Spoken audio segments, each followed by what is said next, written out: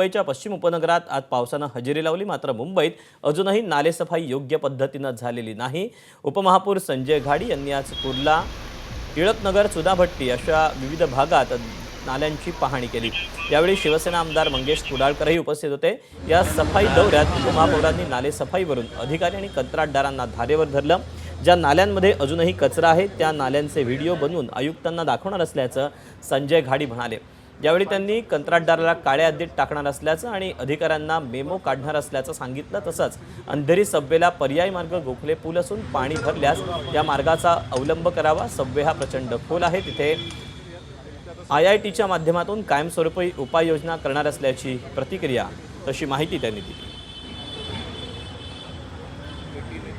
70.54% काम पूर्ण झालेलं आहे गाळ उपसण्याचं आणि मायनर नाले मेजर नाल्यांचे काम तिन्ही याच्यामध्ये शहर, पूर्व उपनगर, पश्चिम उपनगर इथलं जे पावसाळ्याच्या पूर्वीचं जे 80% आपण गाळ उपसायचा होता ते जवळजवळ पूर्ण होत आलेलं आहे।